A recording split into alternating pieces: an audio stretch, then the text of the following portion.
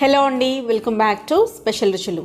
ఈరోజు వీడియోలో టేస్టీ సాంబార్ రెసిపీని చూపించబోతున్నాను. ఇది అచ్చం బయట భోజనాల్లో వడ్డించే సాంబార్ లానే ఉంటుంది. చాలా బాగుంటుంది. ఇక్కడ నేను సాంబార్ని చాలా క్విక్ గా సింపుల్ గా చేసి చూపించబోతున్నాను. అంతా కుక్కర్లోనే చేసి చూపిస్తున్నాను. ఈ సాంబార్ రైస్ తో పాటు ఇడ్లీ వడలో కూడా చాలా బాగుంటుంది. ఎంతో టేస్టీగా ఉండే ఈ సాంబార్ రెసిపీ తయారు విధానం చూద్దాము. ముందుగా ఒక కుక్కర్ గిన్నె తీసుకుని అందులోకి ఏదైనా ఒక బౌల్తో కందిపప్పును యాడ్ చేసుకోవాలి. కందిపప్పును యాడ్ చేసుకున్నాక 2-3 సార్లు శుభ్రంగా కడిగి ఇందులోకి ఏదైతే కప్పుతో కందిపప్పును తీసుకున్నామో అదే కప్పుతో 3 కప్పుల వరకు వాటర్ని యాడ్ చేసుకోవాలి. యాడ్ చేసుకుని దీన్ని ఒక అరగంట పాటు నానబెట్టుకోవాలి. ఇలా చేయడం మూలంగా కందిపప్పు చక్కగా త్వరగా ఉడికిపోతుంది. అరగంట తర్వాత కందిపప్పును చూసినట్లయితే చక్కగా నానిపోయింది కదా. ఇప్పుడు ఇదే కుక్కర్ గిన్నెని స్టవ్ మీద పెట్టుకుని ఇందులోకి 1/2 టీ స్పూన్ పసుపు, 1 teaspoon salt, 1 teaspoon oil, అలాగే కొద్దిగా కరివేపాకును కూడా యాడ్ చేసుకుని కుక్కర్ మీద మూత పెట్టుకొని 4 to 5 విజిల్స్ వచ్చేంత వరకు కందిపప్పును ఉడికించుకోవాలి.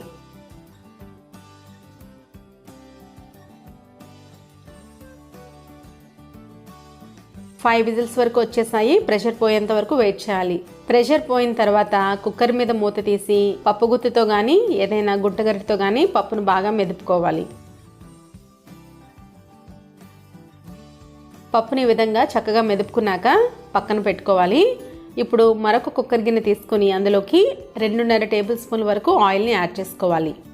ఆయిల్ కాగిన తర్వాత ఇందులోకి 1 టీ స్పూన్ ఆవాలు, 1/2 టీ స్పూన్ జీలకర్ర, 2 తుంచిన ఎండుమిర్చి, 5-6 క్రష్ చేసిన వెల్లుల్లి, 2 రెమ్మల కరివేపాకు యాడ్ చేసుకుని పోపు అంతటిని చక్కగా ఫ్రై చేసుకోవాలి. ఇందులోనే ఇంగువను కూడా యాడ్ చేసుకుని ఫ్రై చేసుకోవాలి.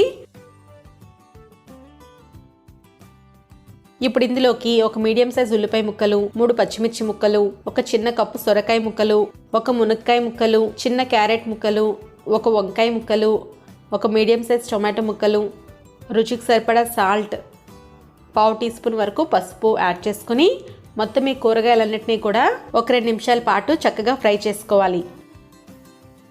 2 నిమిషాల తర్వాత ఇందులోకి 1 టీ స్పూన్ ధనియాల పొడి, 1.5 టీ స్పూన్ వరకు కారం యాడ్ చేసుకోవాలి. ఈ కారం అంతా కూడా ముక్కలకి పట్టేటట్లు 1 నిమిషం పాటు బాగా మిక్స్ చేసుకోవాలి.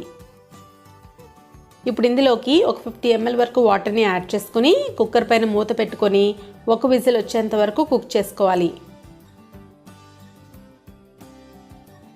ప్రెషర్ మొత్తం పోయిన తర్వాత కుక్కర్ పైన మూత తీసి చూసినట్లయితే కూరగాయలన్నీ కూడా 80% వరకు కుక్ అయ్యాయి. 80% కన్నా ఎక్కువగా కూరగాయలను ఉడికించకూడదు. ఇప్పుడు ఇందులోకి ముందుగా నానబెట్టి పెట్టిన చింతపండు రసాన్ని యాడ్ చేసుకోవాలి. నేను ఇక్కడ 1 నిమ్మకాయ సైజ్ అంత చింతపండును తీసుకుని నానబెట్టి పెట్టుకున్నాను. చింతపండు రసం యాడ్ చేసిన తర్వాత 2 నిమిషాల పాటు మీడియం టు హై ఫ్లేమ్లో మరిగించుకోవాలి. ఇప్పుడు ఇందులోకి ముందుగా ఉడికించి పెట్టుకున్న కందిపప్పును యాడ్ చేసుకోవాలి. యాడ్ చేసుకుని బాగా మిక్స్ చేసుకోవాలి. ఈ టైంలో ఏదైతే కప్పుతో మనం కందిపప్పును సాంబార్ కోసం తీసుకున్నామో అదే కప్పుతో 3 కప్పుల వరకు వాటర్ని యాడ్ చేసుకోవాలి. వాటర్ని యాడ్ చేసుకున్నాక బాగా మిక్స్ చేసుకోవాలి.